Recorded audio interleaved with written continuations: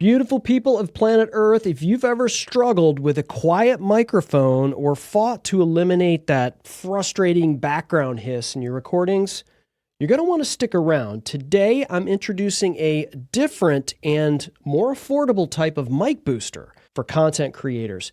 This is the OFCOSH Microphone Booster. It could be your secret weapon to get crystal clear audio while keeping you within your budget. This little metal plug might save you hundreds of dollars while dramatically improving your sound quality.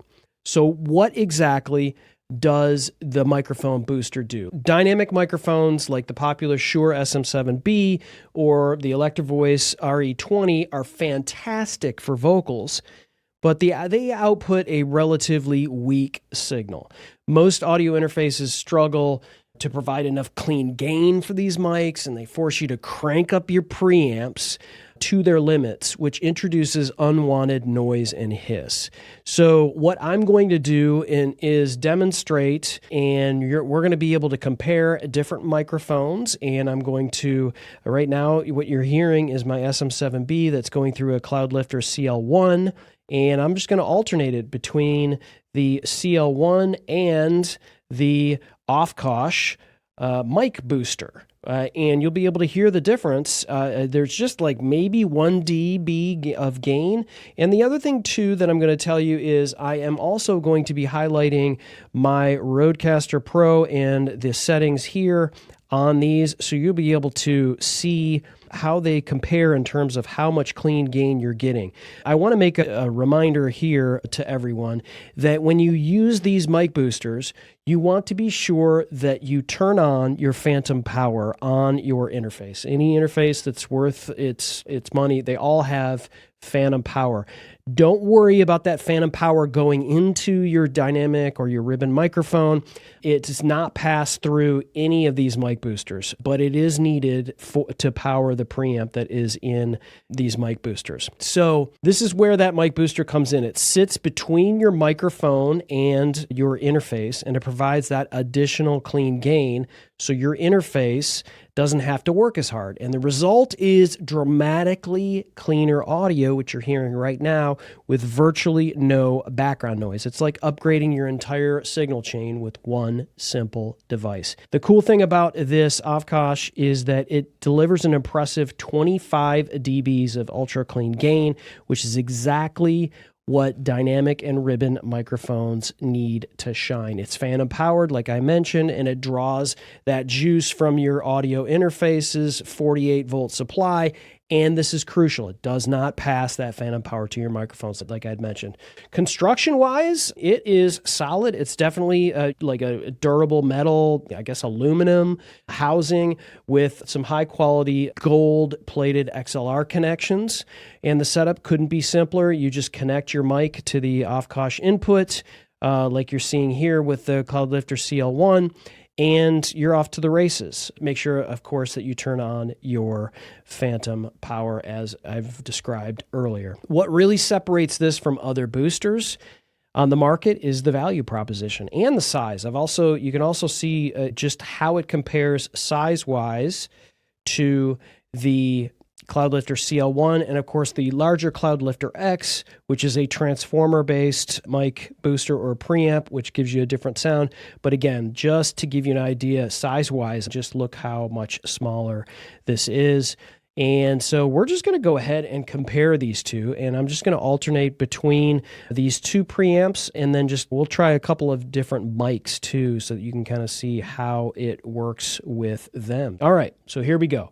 This is the Shure SM7B going through a Cloudlifter CL-1, SM7B through the Cloudlifter CL-1. This is the SM7B through the OFCOSH Mic Booster.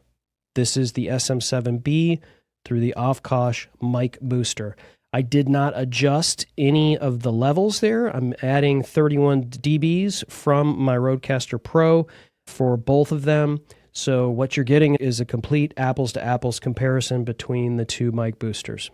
Let's try some more microphones. All right, this is the Shure SM58. This is one of the most popular microphones on the planet. I'm going to be very sensitive to this since I'm holding it so we don't get much handling noise. But as you can see, I've got this connected into the Cloudlifter CL-1, and I have just about the same amount of gain. It's probably a little hotter, so I'm going to bring this down a little bit, and so there we go. So now we're at 28 dBs of additional gain from my Rodecaster Pro. This is the Shure SM58 through the Cloudlifter CL-1. All right, and now this is the Shure SM58 through the OFCOSH Mic Booster. Shure SM58 through the OFCOSH Mic Booster, and I did not add any gain whatsoever, kept it the same amount of gain as you can see there on the screen. 28 added dBs from Rodecaster Pro 2. Let's add some more mics to the mix. All right, so this is the Samson Q2U, and as you can see here, I've got the Samson Q2U plugged into the Cloudlifter CL-1. I did need to bring down the gain to about 25 added dBs for this, not as gain hungry, so it's at about 25 dB. And we're going to test this mic between the CL-1 and the OFCOSH Mic Booster. So here we go. Samson Q2U through the Cloudlifter CL-1. Samson Q2U through the OFCOSH Mic Booster. Samson Q2U through the OFCOSH Mic Booster. Pretty close. All right, now we're going to check one of my favorite mics, which is the Heil PR40. And we currently have it going through the Cloudlifter CL-1, and then I'm going to compare it to the OFCOSH Mic Booster.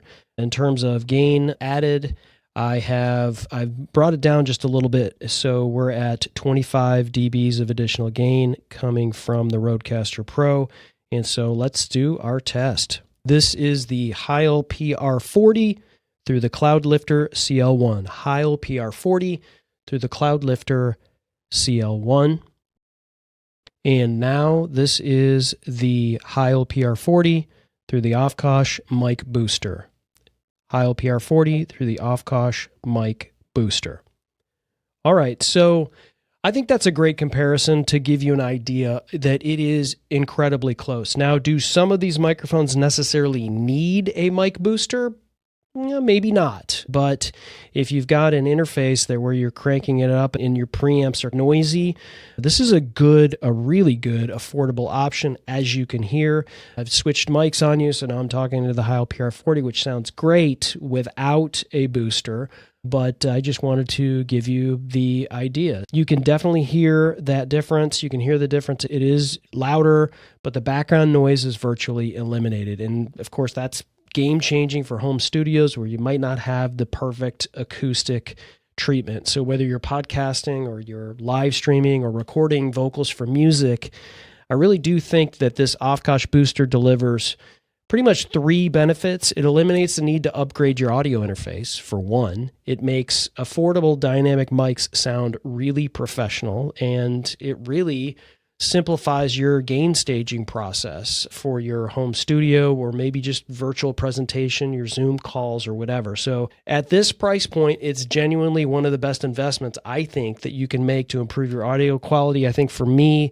I'm going to be taking this thing. It's another thing you can just toss it in a bag, right? And just take it on the road with you. If you're looking for more minimal setup, to improve your audio quality without big interfaces or whatnot, this really offers like the perfect entry point for professional sounding audio.